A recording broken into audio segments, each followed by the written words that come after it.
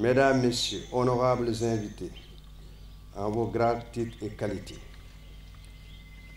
À l'entame de mon propos, je voudrais tout d'abord rendre grâce à Dieu qui nous a encore permis de nous réunir ce matin, avant de vous exprimer tout l'honneur et le privilège que je ressens de m'adresser à vous pour vous souhaiter la bienvenue au nom de l'ensemble des personnels de la zone militaire numéro 7. La cérémonie de ce jour est d'une grande importance car elle met en exergue la prise en compte du volet social au niveau des armées. Après les différentes allocutions, celle-ci va se dérouler en 2 étapes. La remise de certificats d'attribution de terrain aux militaires blessés en opération intérieure et la réception de logements réfectionnés par l'Agence pour le logement des forces armées. C'est pourquoi je vais laisser tout à l'heure le directeur général de l'agence ou le colonel directeur de l'action sociale des armées pour plus de détails par rapport à ces 2 programmes majeurs d'aujourd'hui. Pour ma part, je voudrais juste dire tout l'honneur des personnels de la zone militaire numéro 7 d'accueillir ces projets importants et de recevoir Monsieur le ministre des Forces armées au nouveau camp baptisé Général Joseph Louis Tavares da Souza.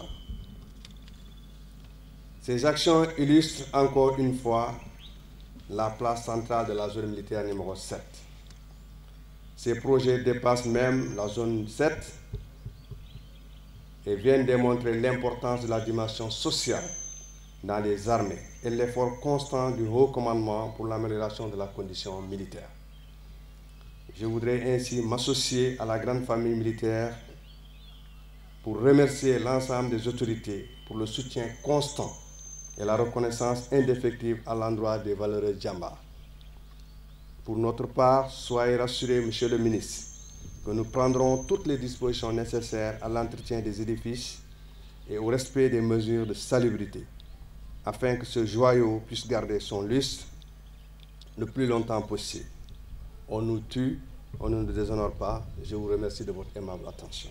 C'est pour moi un insigne honneur et un immense privilège de prononcer quelques mots au nom du pôle social des armées, organe d'exécution de la politique sociale des armées, au moment de la réception d'un lot de logements réhabilités par l'Agence du logement des forces armées, Alpha, et de la remise symbolique de certificats d'attribution de terrain à nos vaillants soldats blessés au front, conformément aux orientations du chef d'état-major général des armées. En effet, le commandement s'est encore illustré de fort belle manière dans sa quête constante de l'épanouissement social des personnels militaires et de leurs familles. Il s'agira d'une part de procéder à la réception officielle d'un lot de 24 logements, dont 8 de type officier et 16 pour les sous-officiers. Au cours de la visite, le directeur général de l'Agence pour le logement des forces armées reviendra en détail sur le programme. C'est un choix judicieux du commandement qui permettra à terme d'accroître la disponibilité opérationnelle de nos personnels, d'améliorer leur bien-être afin de pouvoir concilier vie professionnelle et vie familiale. La cérémonie de ce matin vise aussi la concrétisation de la décision du chef d'état-major général des armées à offrir un terrain à chaque militaire blessé en opération intérieure par acte hostile à compter du 1er janvier 2021. À ce jour, 18 militaires ici présents sont concernés. Ils recevront tout à l'heure des mains de Monsieur le ministre des Forces armées les attestations d'attribution de terrain à usage d'habitation. Le site retenu est un terrain de 12 205 m², situé en face du mess de garnison de Thiès, que nous visiterons tout à l'heure et qui sera érigé comme la cité des Djambars.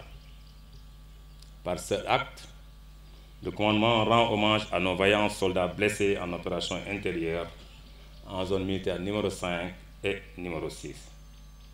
Par l'application d'une mesure à caractère social prise par l'état-major général des armées afin de leur octroyer gracieusement une parcelle à usage d'habitation. Chers frères d'armes, au-delà de la symbolique de cette cérémonie, il s'agit pour les armées de vous manifester tout le soutien que vous méritez afin que vous accompagniez dans la prise en charge de vos préoccupations légitimes pour l'accès à un logement décent. En réalité, vous trouverez toujours auprès du pôle social des armées une oreille attentive à vos préoccupations, car le haut commandement a inscrit en lettres d'or dans les orientations prioritaires la conduite d'actions ciblées à fort impact social pour venir en soutien aux camarades qui sont dans le besoin, à ceux qui ont fait sacrifice de leur chair pour la nation, au nom de la solidarité légendaire au sein des armées. Monsieur le ministre des Forces armées, je ne saurais terminer mon propos sans vous exprimer les remerciements du pôle social des armées d'avoir bien voulu accepter de présider cette cérémonie.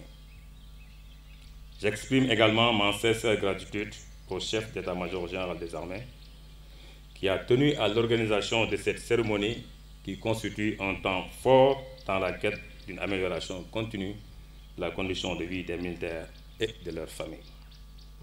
Monsieur le ministre, mon général, honorables invités, je vous remercie de votre attention.